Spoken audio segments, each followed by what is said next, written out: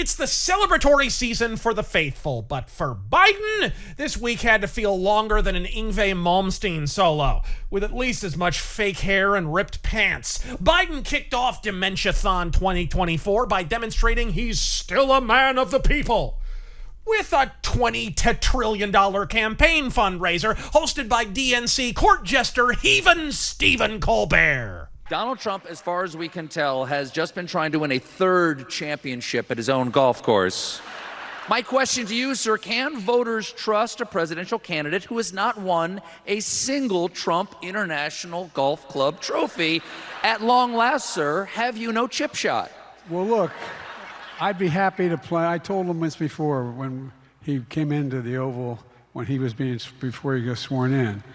I said, I'll give you 3 strokes if you carry your own bag. Huh? Easy with the stroke talk there, Slow-Mo Joe. Where do you think you are? A shower with your own daughter? Frankly, a grand mal stroke has a 50-50 likelihood of rendering a cognitive upgrade at this point. Did you watch my live reaction to the State of the Union? Joe Biden can't remember the recipe for ice cubes, but the pièce de retardation was, without question, banning any and all religious symbols at the White House celebration of the Christian holy day of Easter, and instead celebrating Trans Visibility Day, a nationwide celebration of any and all identities, genders, and makes and models of Hind attack helicopter. First off, nouns have genders. People have sexes. Unless, of course, you're Taryn Gell. And second off, a single glance at social media confirms a lamentable realization. Most trans people aren't one complete person, let alone transitioning into a new one. Look, you can LARP all you like. Just don't expect me to sign up for your D and Double D campaign. I'm sure some saps will play along.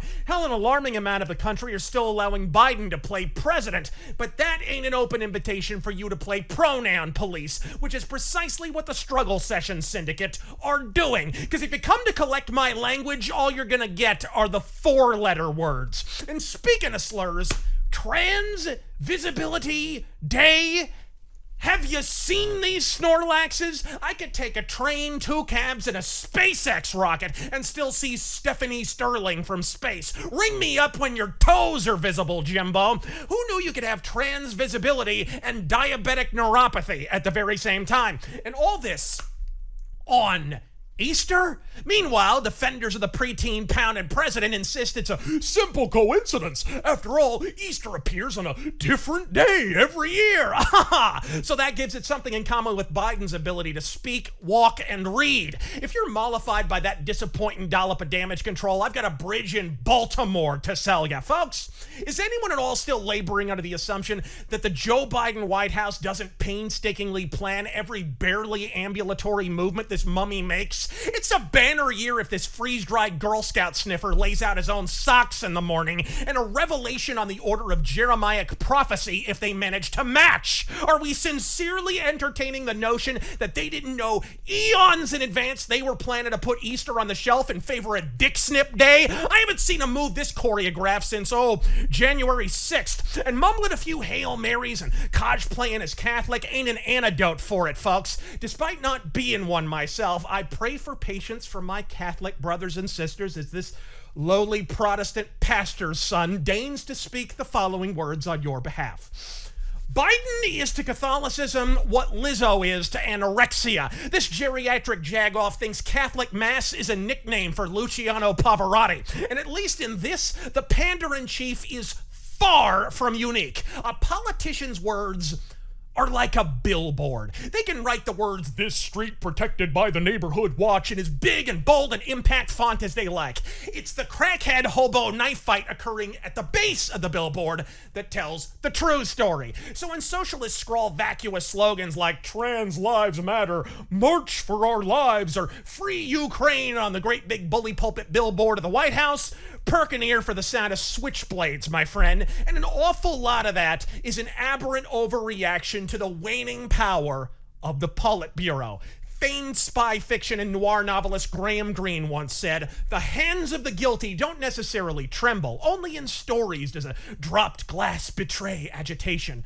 Tension is more often shown through studied action." In short, Statists gonna state, and there is no one in any hemisphere of the globe so sloppy, slapdash, or desperate as an authoritarian who feels his authority slipping away. This is why in myriad videos I've repeated the somewhat dubious Napoleon quote, "Don't interrupt your enemy while he's making a mistake." I wield it like a Gregorian chant, in fact, because 20 times out of 10, if you just kick back with a glass bottle Coke and give it a minute, cultural Marxists make more mistakes than a dyslexic spelling bee. Look, Trump scores a haymaker a minute on social media, but nobody scores body blows on Biden like Biden. And that's because there's no vaccine for cognitive collapse. And employing a CBS stooge to host a panel of past presidents like Bill Clinton and current presidents like Obama in front of an astroturfed audience who are paid so much they'd applaud their own deaths ain't gonna alter that fact one iota. You can dress it up, dust it off, paint it the shiniest shade of silver all you like, but for Biden this past week, this past month, indeed this entire term has had the unbridled allure of a nude beach at a leper colony. This is what happens when the guy who handles federal holidays thinks Christmas rap is a Dr. Dre album. I'm Razor Fist. Godspeed.